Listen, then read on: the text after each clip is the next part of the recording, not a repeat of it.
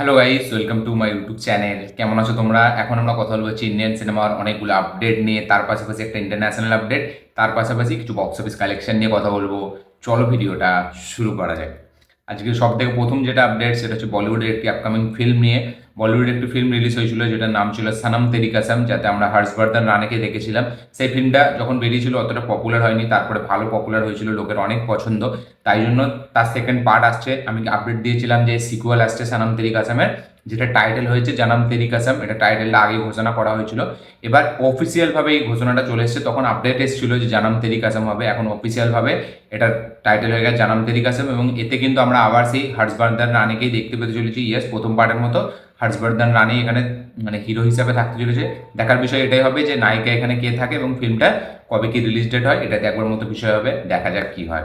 আজকের পরের যেটা আপডেট সেটা হচ্ছে মির্জাপুর সিজনকে নিয়ে। ইয়েস, মির্জাপুর যেটা ইন্ডিয়ার ওয়ান অফ দ্য বেস্ট এবং পপুলার ওয়েব সিরিজ, ঠিক আছে? ওয়েব সিরিজের মধ্যে সবসময় মির্জাপুর নাম্বার 1 কি 2 পজিশনে থাকে সবসময়। তো সেটার ওপর এবার একটা সিনেমা বানাতে যাচ্ছে। ইয়েস, একটা এর মেকার্সরা একটা সিনেমা বানাবে মির্জাপুরের ওপর, যাতে ঋত্বিক রোশনের ক্যারেক্টারটা, ঋত্বিক রোশন এতে থাকবে এবং তার ক্যারেক্টারটা যেরকম শোনা যাচ্ছে যে কালীন ভাইয়ার ক্যারেক্টারটা নাকি সে প্লে করবে এবং এখানে ঋত্বিক রোশনকে কাস্ট করা হবে। এরকম আপডেট উঠে এসেছে যে মির্জাপুরের উপর একটি ফিল্ম হবে, তাতে ঋত্বিক রোশনকে নেওয়া হবে এবং কালীন ভাইয়ের যে ক্যারেক্টারটা মানে হচ্ছে আমাদের পঙ্কজ ত্রিপাঠীর যে ক্যারেক্টারটা, সেটা নাকি ঋত্বিক রোশন প্লে করবে, এরকম আপডেট। দেখা যাক এটা কি আদৌ সত্যি হয় নাকি। মানে মির্জাপুরের উপর ফিল্ম হলে সত্যি কিন্তু মানে ধামাকা হবে।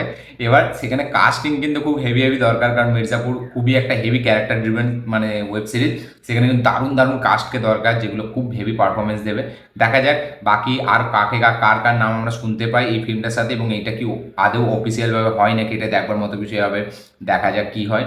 আজকে নেক্সট যেটা আপডেট সেটা হচ্ছে ঋত্বিক রোশনকে নিয়ে ওয়ার 2 থেকে।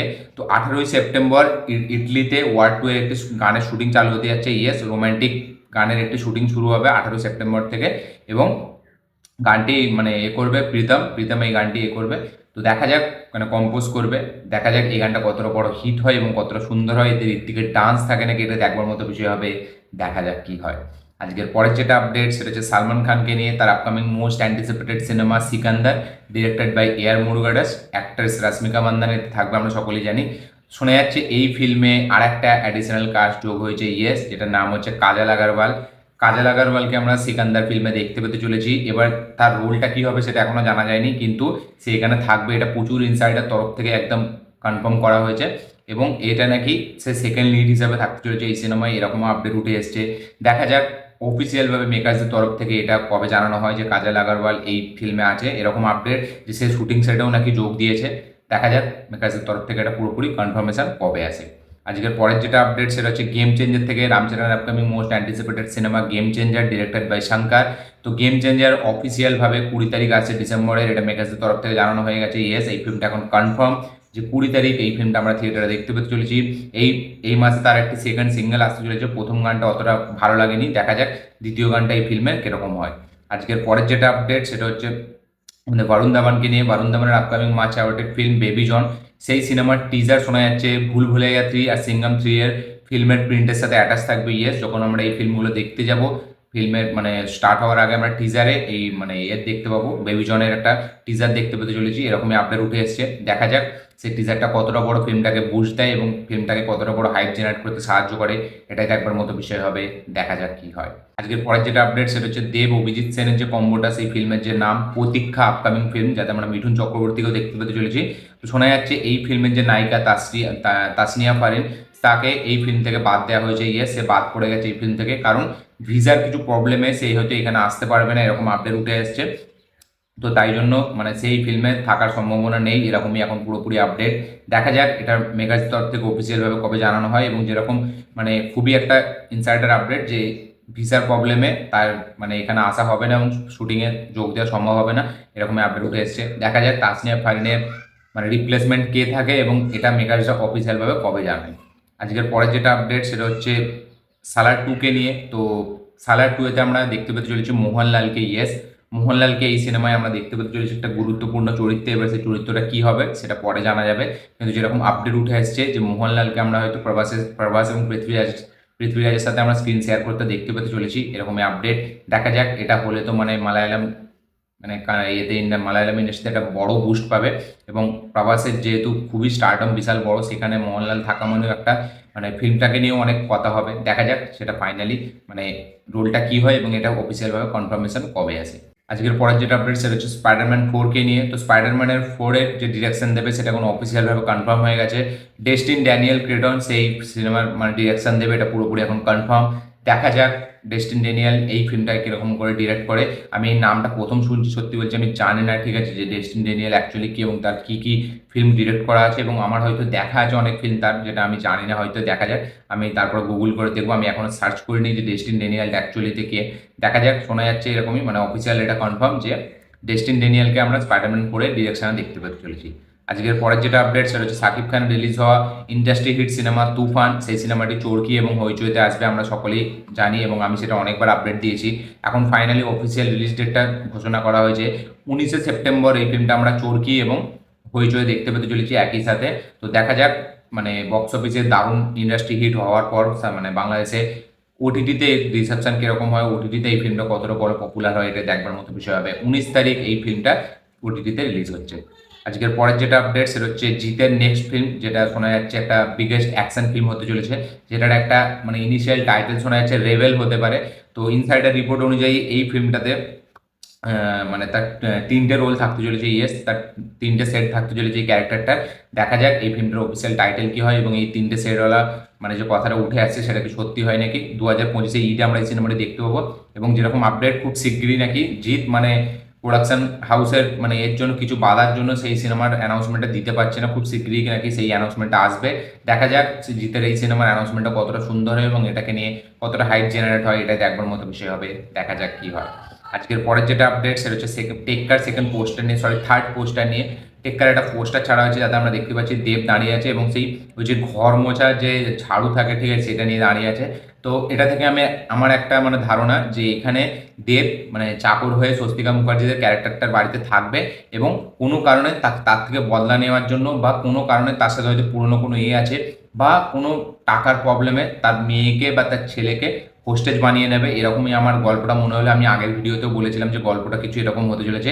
এখানে কিন্তু মেন মাস্টার মাইন্ড হচ্ছে স্বস্তিকা মুখার্জি, তারই মানে সে কোনো একটা বড় কাণ্ড করেছে বা দেবের সাথে তার একটা কোনো পুরনো ঝামেলা, ঠিক আছে, বা পয়সার জন্য।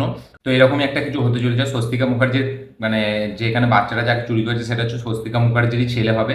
তো দেখা যাক, আমার গল্পটা এরকমই মনে হলো যে স্বস্তিকা মুখার্জি এখানে মেন মানে হচ্ছে আমাদের অ্যান্টাগনিস্ট এবং কিছু কারণ আছে যার কারণে দেব তাকে কিডন্যাপ করবে। এই পোস্টারটা থেকে সেটাই মনে হচ্ছে যে দেব তাদের বাড়িতে কাজ করে বা কোনোভাবে কাজের লোক হিসেবে ঢুকবে, তারপর তাকে হস্টেজ বানিয়ে নেবে বাচ্চাটাকে।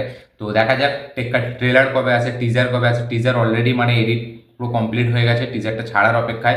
8 তারিখে রিলিজ হবে আর পুরোপুরি 1 মাসের মতো বাকি। দেখা যাক এই টিজারটা আমরা কবে দেখতে পাই। আজকের পরের যেটা আপডেট সেটা হচ্ছে গোটের বক্স অফিস কালেকশন নিয়ে। টোটাল 5 দিনের greatest of all time Thalapathy Vijay recently cinema release হওয়া সিনেমা, ব্লকবাস্টার সিনেমা অলরেডি হয়ে গেছে, মানে 300 কোটি টাকা কামিয়ে নিয়েছে অলরেডি। টোটাল 5 দিনে এই সিনেমাটির বক্স অফিস হচ্ছে 304 কোটি টাকা, যার মধ্যে তামিলনাড়ু থেকে 120 কোটি টাকা কামিয়েছে, তেলেগু থেকে 10 কোটি টাকা এবং কেরালা থেকে 11 কোটি টাকা, কর্ণাটক থেকে 22 কোটি টাকা, নর্থ ইন্ডিয়া থেকে 15 কোটি টাকা এবং ওভারসিজ থেকে 125 কোটি টাকা। ওভারসিজে দারুণ চলছে এই ফিল্মটা এবং সব মিলিয়ে টোটাল 5 দিনের বক্স অফিস কালেকশন হচ্ছে গোটের সেটা হচ্ছে 304 কোটি টাকা। ভারিসু, লিও এবং বিগিলের পর এই সিনেমাটি মানে বিজয়ের কেরিয়ারের 4 নম্বর সিনেমা, যেটা 300 কোটি টাকা পার হয়ে গেছে এবং সব থেকে মানে দ্রুত যেই 300 কোটি টাকা ধরেছে সেটা হচ্ছে লিও, মানে সব থেকে তাড়াতাড়ি। সরি, লিও আছে, লিওর পরে গোট আছে, ঠিক আছে, গোট হচ্ছে সেকেন্ড সিনেমা। দেখা যাক পরবর্তীকালে এই কালেকশনটা আরও কতটা বাড়ে। আজকের পরের যেটা আপডেট সেটা হচ্ছে ইয়াসকে নিয়ে। ইয়াস রামায়ণে থাকবে, আমরা সকলে জানি, রাবণের চরিত্র। তো সে মানে ইয়াস এই সিনেমাতে শুটিংয়ে যোগ দেবে, সেটা হচ্ছে ডিসেম্বর থেকে। ডিসেম্বর থেকে আমরা ইয়াসকে রাবণের যে ক্যারেক্টারটা সেই ক্যারেক্টারটা শুটিংয়ে যোগ দিতে দেখতে পেতে চলেছি। দেখা যাক রাবণ চরিত্রে তাকে কতটা অ্যাপ্রিসিয়েশন সে পায় এবং কতটা তাকে মানায়, এটা দেখবার মতো বিষয় হবে। দেখা যাক কী হয়। আজকের পরের যেটা আপডেট সেটা হচ্ছে প্রভাসকে নিয়ে। প্রভাসের আপকামিং সিনেমা ফৌজি, যেটাকে ডিরেক্ট করেছে হানুরাগাপুরি, যে সীতারামের ডিরেক্টর। সেই সিনেমার শুটিং চালু হচ্ছে তামিলনাড়ুর কড়াইকুড়িতে, মানে পরের সপ্তাহ থেকে এই সিনেমার শুটিং চালু হচ্ছে। আর তামিলনাড়ু কড়াইকুড়ি একটা জায়গা আছে, ঠিক আছে, সেখানে এই সিনেমার ফার্স্ট শুটিং চালু হচ্ছে। দেখা যাক এই শুটিংটা কতদিন ধরে চলে। আজকের পরের যেটা আপডেট সেটা হচ্ছে পবন কল্যাণকে নিয়ে। তো তার আপকামিং দুটো সিনেমা, একটা হচ্ছে ওজি এবং একটা হচ্ছে হরিহারা ভিরামাল্লু। তো শোনা যাচ্ছে যে হরিহারা ভিরামাল্লু শুটিং রিজিউম করা হবে 22 সেপ্টেম্বর থেকে। যেহেতু পবন কল্যাণ সে পলিটিক্যালি খুব অ্যাক্টিভ, তাই জন্য মাঝখানে শুটিং বন্ধ ছিল। তো শোনা যাচ্ছে 22 তারিখ থেকে হরিহারা ভিরামাল্লু শুটিং চালু হবে এবং তারপরে ওজি শুটিং চালু হবে, মানে সুজিতের যে আপকামিং ফিল্মটা ওজি, সেটা শুটিং চালু হবে হচ্ছে অক্টোবর থেকে। দেখা যাক, মানে অক্টোবর তো যেহেতু ওজি রিলিজ হবে মার্চে, ঠিক আছে, তো ওজি শুটিং এখন অনেকটাই বাকি এবং হরিয়ারা ভিরামাল্লু সেটা 2025-এ রিলিজ হবে। তো এই সিনেমাগুলি শুটিং চালু হবে এই সেপ্টেম্বর এবং অক্টোবর থেকে। আজকে নেক্সট যেটা আপডেট সেটা হচ্ছে ভেট্টায়ান সিনেমার ডিরেক্টর মানে টিজে গ্যানাবেল, যার রিসেন্টলি রিলিজ হতে যাচ্ছে রজনীকান্ত স্টারার ফিল্ম ভেট্টায়ান, যাতে আমরা অমিতাভ বচ্চনকেও দেখতে পেতে চলেছি। এই সিনেমাটার পর তার নেক্সট সিনেমার নাম হচ্ছে দোসা কিং। দোসা কিং এই সিনেমাটির নাম, এবং জঙ্গলি পিকচার্সের ব্যানারে সেই সিনেমাটি বানাবে। এবং এই সিনেমাটা একটা রিয়েল ইনসিডেন্ট, মানে ইনসিডেন্ট থেকে ইন্সপায়ার্ড হয়ে বানানো। একটা মুঘল যে রেস্টুরেন্ট ছিল, ঠিক আছে, সেই রেস্টুরেন্টের যে ওনার, ঠিক আছে, তাদের মানে ফল অ্যান্ড রাইসের ওপর এই মানে সিনেমাটা হতে চলেছে, ওই জন্য নাম দিয়েছে দোসা কিং। দেখা যাক এই সিনেমাটি কতটা অ্যাপ্রিসিয়েশন পায়, কারণ টিজে গ্যানাওয়েল সবসময় কিছু ইন্সপায়ার্ড স্টোরি থেকেই সে কিছু বানায়, মানে ট্রু ইনসিডেন্টের ওপর ইন্সপায়ার্ড হয়ে সে কিছু বানায়। দেখা যাক ভেট্টায়ান সেটা কতটা একটা কমার্শিয়াল স্পেসের কাজ রজনীকান্তকে নিয়ে, সেটা কতটা বড় হিট হয়, তারপরে ডোসা কিং নিয়ে কতটা হাইপ জেনারেট হয়, এটা দেখবার মতো বিষয় হবে। দেখা যাক কি হয়। আজকে নেক্সট যেটা আপডেট সেটা হচ্ছে কার্তিক সুবরাজকে নিয়ে। শোনা যাচ্ছে যে সুরিয়া 44-এর পর কার্তিক সুবরাজ নাকি জয়াম রবির সাথে একটি ফিল্ম বানাতে চলেছে। এরকম একটা আপডেট উঠে এসেছে যে জয়াম রবি এবং কার্তিক সুবরাজকে আমরা কোলাবোরেট করতে দেখতে পেতে চলেছি। সুরিয়া 44-এর পর কার্তিক সুবরাজ এই ফিল্মটা ধরবে। দেখা যাক সেই ফিল্মটার টাইটেল কি হয় এবং এটা অফিসিয়ালভাবে কনফার্মেশন কবে আমরা পাই। আজকের পরের যেটা আপডেট সেটা হচ্ছে ভেনাম দ্য লাস্ট ড্যান্স, তার একটা ফাইনাল ট্রেলার আসতে চলেছে 12 তারিখ। 12 তারিখ এর একটা ট্রেলার আসতে চলেছে, মানে হচ্ছে কালকে বৃহস্পতিবার এই সিনেমা থেকে ফাইনাল একটা ট্রেলার আসবে। যেহেতু অক্টোবর এই সিনেমাটা রিলিজ হবে, তাই জন্য একটা লাস্ট ট্রেলার আনা হবে। দেখা যাক এই ট্রেলারটি ফিল্মটাকে কতটা বড় হাইপ জেনারেট করতে সাহায্য করে। এই ছিল আজকে টোটাল আপডেট, তার পাশাপাশি বক্স অফিস কালেকশন, তার পাশাপাশি একটা পোস্টার রিয়াকশন। আপনাদের এই ভিডিওটি দেখে কি মতামত, কতটা এক্সাইটেড আপনারা এই আপডেটগুলো নিয়ে, সেটা অবশ্যই কমেন্টে জানাবেন। আমার এই ভিডিওটি ভালো লাগে থাকলে লাইক শেয়ার কমেন্ট করে দিন। চ্যানেলটি নতুন হলে চ্যানেলটিকে সাবস্ক্রাইব করুন, বেল আইকনটি প্রেস করতে ভুলবেন না। দেখা হচ্ছে পরের ভিডিওতে, ততক্ষণের জন্য বাই।